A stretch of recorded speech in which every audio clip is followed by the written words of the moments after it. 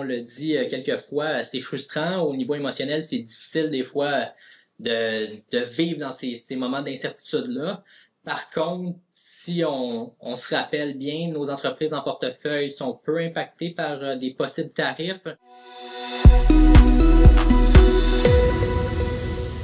Aujourd'hui, on parle d'un sujet d'actualité. On ouvre la télévision, puis c'est ce qu'on voit partout, les tarifs. C'est vraiment important, oui, en tant que Canadien, ça vient nous chercher au niveau émotionnel. Il y a de l'incertitude, on a certaines craintes. Par contre, on veut rester dans le côté rationnel aujourd'hui. On va parler un peu des impacts que ça pourrait avoir sur notre portefeuille de titres. Donc, pour commencer, Aaron, peux-tu m'expliquer c'est quoi un tarif? Ouais, moi je vois ça tout simplement comme l'entreprise américaine qui importe de la marchandise canadienne, elle va devoir payer une taxe additionnelle de 25% sur sa marchandise. Donc, ça va l'inciter à essayer de trouver des sources d'approvisionnement ailleurs que le Canada. Ouais, puis je pourrais un peu l'illustrer avec un exemple. On pourrait faire une mise en situation. Moi, je suis un Canadien, je produis des tables comme la table ici.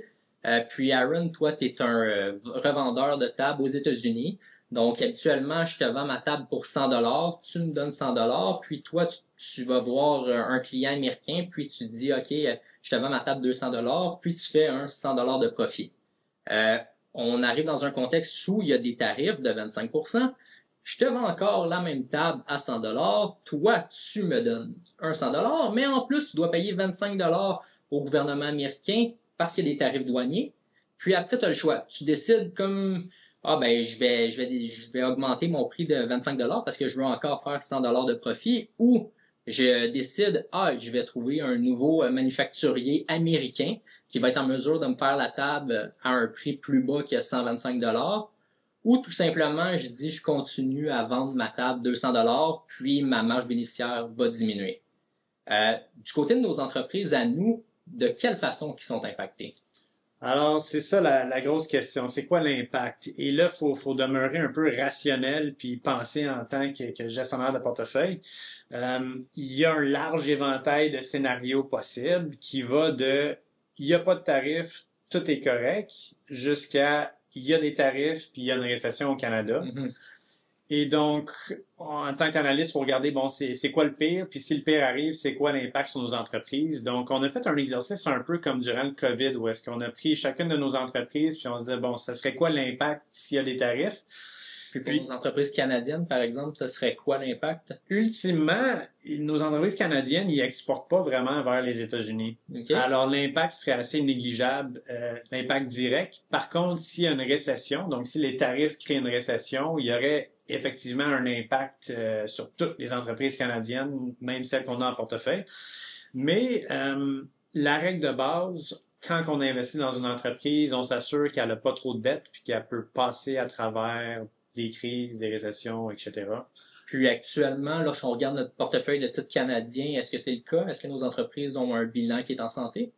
Oui, non seulement ça, mais c'est des entreprises qui sont pas trop cycliques. Alors, peut-être qu'une récession peut affecter les revenus, mais ça devrait pas chuter de manière dramatique. Parfait. Donc, puis là, on a regardé le portefeuille canadien. Du côté américain, est-ce qu'il pourrait avoir des impacts de tarifs? Alors, Trump veut mettre des tarifs sur la Chine, comme qu'il a fait en 2018. On pense que l'impact serait assez négligeable sur nos entreprises américaines parce que de un, elles importent pas tant que ça de la Chine. Elles ont diversifié leurs sources d'approvisionnement depuis 2018, quand Trump a mis les tarifs initiaux.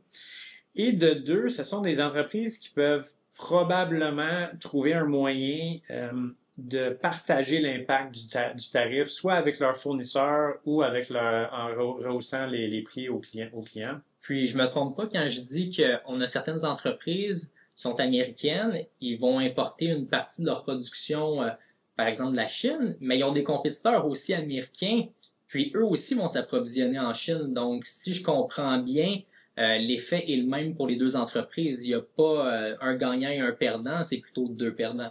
Oui, c'est ça, exactement. Parfait. Puis nous, dans notre journée, on passe beaucoup de temps à regarder ce qui se passe justement au niveau politique. Est-ce qu'il y a des annonces par rapport aux tarifs ou c'est probablement pas une grande partie là, de notre temps qui est mis là-dessus? Alors, c'est sûr qu'en tant que Canadien, c'est frustrant, mais en tant que canaliste, investisseur, non, on passe vraiment pas beaucoup de temps parce que, un, c'est imprévisible. Puis deux, c'est pas vraiment ça qui va déterminer les rendements d'un titre à long terme. C'est vraiment comment est-ce que nos entreprises évoluent dans leur industrie par rapport à leurs concurrents. Est-ce qu'ils se renforcent? Est-ce qu'ils s'affaiblissent? Puis c'est quoi leur niveau de maturité, à quel point ils ont pénétré leur marché adressable. Alors, c'est quoi la croissance future potentielle? C'est plus ça qui va déterminer les rendements que la politique. La politique, à long terme, comme je dis, ça n'a pas tant d'impact. À moins que tu possèdes une entreprise que son client principal, c'est le gouvernement ou qu'il y a un lien quelconque avec le gouvernement. Là, mais... Parfait. Donc, en résumé, oui, comme on l'a dit quelques fois, c'est frustrant. Au niveau émotionnel, c'est difficile des fois de vivre dans ces moments d'incertitude-là. Par contre, si on se rappelle bien, nos entreprises en portefeuille sont peu impactées par des possibles tarifs.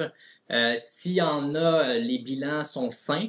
Donc, une récession, nos entreprises seraient capables de passer au travers. Puis, à long terme, ce qui est vraiment important, c'est la qualité de l'entreprise, puis ses avantages concurrentiels, puis comment elle évolue dans le temps. Donc, si vous avez d'autres questions, vous pouvez nous les faire part au info@gpsmedici.ca. Merci. Merci.